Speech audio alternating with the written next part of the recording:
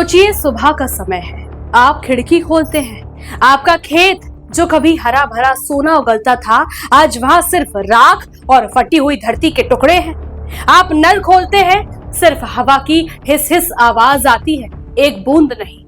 बाहर आपकी गाय भैंस प्यास से दम तोड़ रही है और आपका छोटा बेटा आपका हाथ पकड़कर पूछता है, पापा आज भी पानी नहीं आएगा क्या? गला सूख रहा है।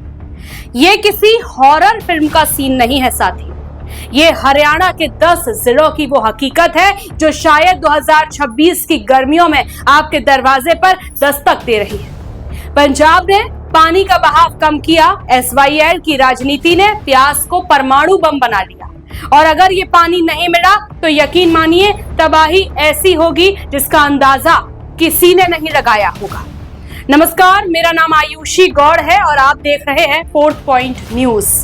आज हम उस सच का पोस्टमार्टम करेंगे जिसे सत्ता के गलियारों में दफन किया जा रहा है। दिल थाम लीजिए, क्योंकि आज की कहानी डरावनी है लेकिन 100% सच है।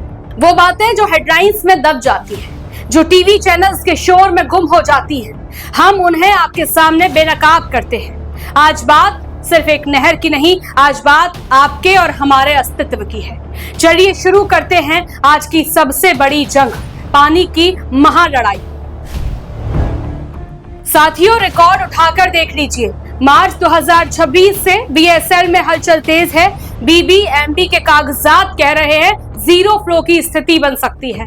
पंजाब का रुख सख्त है, बूंद नहीं देंगे। हरियाणा का दावा है हक लेकर रहेंगे। लेकिन इन दावों के बीच पिस कौन रहा है? चलिए आपको ले चलते हैं उन 10 जिलों के भविष्य में। पहला, अंबाला और कुरुक्षेत्र का सन्नाटा। जहां भाखड़ा की नहरें जीवन रेखा थी, वहां आज धूल उड़ रही है। किसान अपनी गेहूं की फसल को जलते देख रहा है, वो फसल जिसे उसने अपने खून पसीने से सींचा था, अब सिर्फ भूसा बन रही है। लेकिन चिल्ला रहा है किसान, और सुनने वाला कोई नहीं।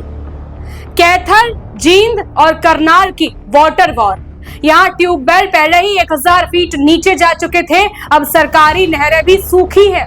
जानते हैं क्या हो रहा है? पानी के टैंकरों का माफिया राज शुरू हो गया है। जो पानी मुफ्त था वो अब पेट्रोल के दाम बिक रहा है।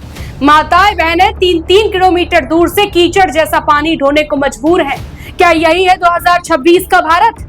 तीसरा, हिसार, सिरसा, फतेहाबाद, रेगिस्तान की आहट। ये इलाके तो वैसे ही रेतीले थे, SYL इनके लिए आखिरी उम्मीद थी, लेकिन आज वहां पशु प्यास से मर रहे हैं। हरियाणा की शान, उसका दूध दही खाना अब इतिहास बनता जा रहा है। लोग अपना घर बार छोड़कर पलायन की तैयारी कर रहे हैं। कल्पना कीजिए रोहतक और भिवानी की, 1 करोड़ से ज्यादा लोग प्यासे। अस्पताल में ऑपरेशन रुक रहे हैं क्योंकि पानी नहीं है। स्कूल बंद है। क्या हम एक सिविल वॉर की तरफ बढ़ रहे हैं?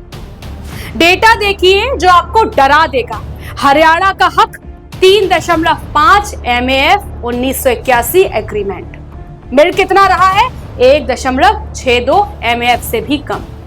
ग्राउंड वाटर 70% जिलों में डार्क जोन यानी खत्म होने की कगार पर। यह सिर्फ पानी की कमी नहीं है दोस्तों, ये प्यास की सियासत है। पंजाब में भी पानी खत्म हो रहा है, हरियाणा में भी सूखा है। नेता एक दूसरे को गाली दे रहे हैं, लेकिन क्या गाली से प्यास बुझेगी? अगर कल को 2 राज्यों के किसान आमने सामने आ गए तो क्या होगा? लेकिन रुकिए, अभी तक तो हमने सिर्फ वो देखा जो दिख रहा है। आपको मैं अब वो दिखाऊंगी जो छिपाया जा रहा है। चलिए पर्दे के पीछे का असली खेल समझते हैं। अब आते हैं उस सच पर जो कोई नहीं बताएगा। क्या पंजाब वाकई विलेन है या हरियाणा बेवजह जिद कर रहा है? सच्चाई नंबर 1, पंजाब की अपनी मजबूरी। पंजाब के 72% खेतों में ट्यूबवेल चलते हैं। वहां का जल स्तर इतनी तेजी से गिरा है कि खुद पंजाब कुछ सालों में मरुस्थल बन सकता है। जब भगवंत मान कहते हैं कि नहर में जूस नहीं बहेगा, तो वो अपने किसानों की उस छटपटाहट को बोल रहे होते हैं। सच्चाई नंबर 2, हरियाणा का कानूनी हक हरियाणा गलत नहीं है। 1981 का समझौता, सुप्रीम कोर्ट के बार बार दिए गए आदेश सब हरियाणा के पक्ष में है। CM नायब सिंह सैनी का राजधर्म वाला बयान जायज है। सुप्रीम कोर्ट ने साफ कहा है कि नहर बनाना पंजाब की जिम्मेदारी है।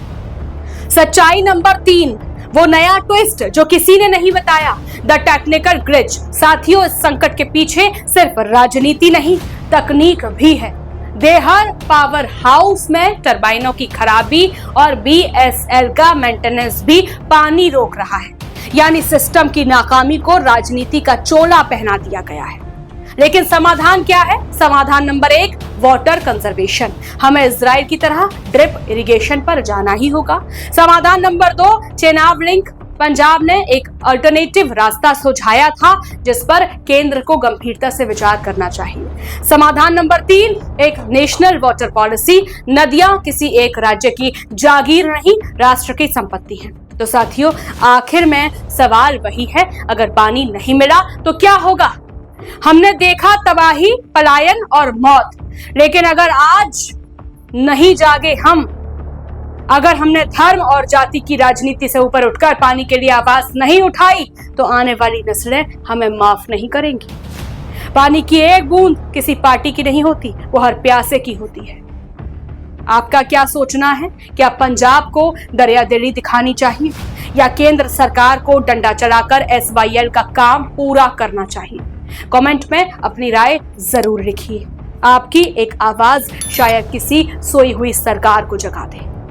अगर ये रिपोर्ट आपको सच्ची लगी तो इसे अपने हर व्हाट्सएप ग्रुप, हर दोस्त तक शेयर जरूर करें, वीडियो को लाइक करें और सब्सक्राइब करके बेल आइकन जरूर दबाएं, जिससे जमीनी हकीकत सबसे पहले आपके फोन तक पहुंचे। मिलते हैं अगली बेबाक रिपोर्ट में, तब तक के लिए पानी बचाइए और जागरूक रहिए। नमस्कार।